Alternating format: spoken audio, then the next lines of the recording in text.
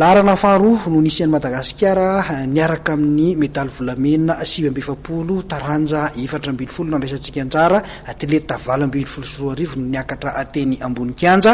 Hofitinina aminao anatin'ity fanadihadiana ity izay lalana sy vokatra azon'ny ekipa pirenena malagasy tany amin'ny lalaon'ny nosy izay.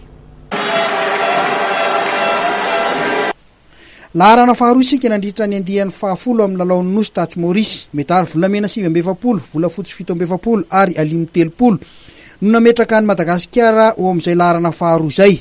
Taranja-panatanjahantena misa 420 no raisantsika anjara izay nahitana atleta 220 Ny taranja fibatana fonjam-biny no nanomboka medaly betsaka indrindra izay nahazo medaly volamena 420, volafotsy 720 ary alimy 4. Azo lazaina fa efa manana ny toerany malagasy eo amin'ity taranja ity eo amin'ny faritry ny ranomasimbe indiana sy eto Afrika. Tanjona ho azy ireo dia niakarana lampy azy eo amin'ny fiadinan'ny tompon-daka eran-tany sy ny lalao olimpika.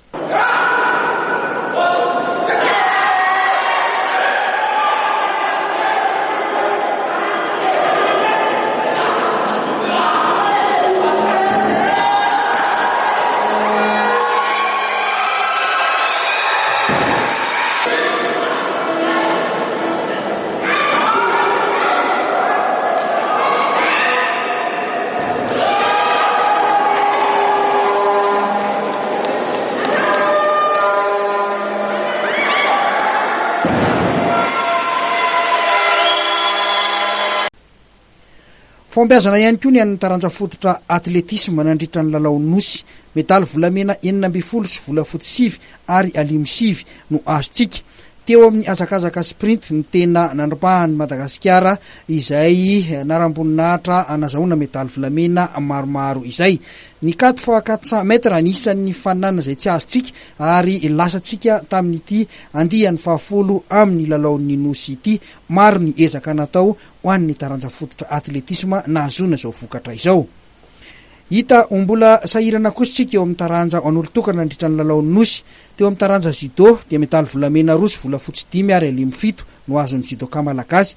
Nandritra ny andro faharoa ny faninanana dia mbola nisy nitratroka malagasy 3 niatrika famaranana saingy niaran'ny antsozainy zareo Maorisianina trany dia tsy tafavoaka.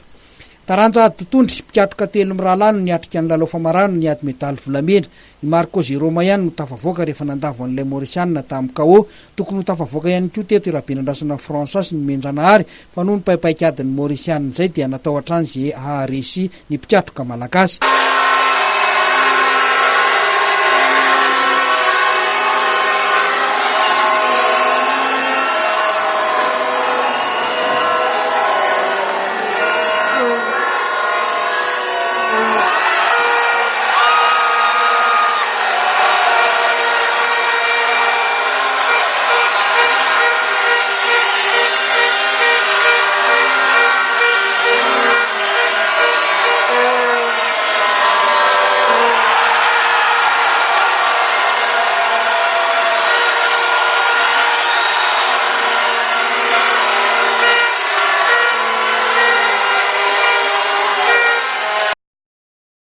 Nanao izay ho afany ihany koa ny mpilalao tenisy ambony latabatra saingy tsy nahazo afa-tsy medaly volamena 2 sy volafotsy 2 ary alimy 3.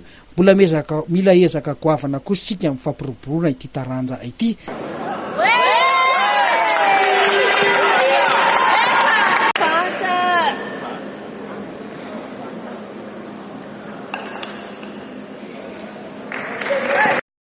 Tsy nitondra medaly kosa tamin'ity fifaninanana ity ny teo amin'ny taranja badminton izay mbola mila ezaka ihany koa eto amintsika.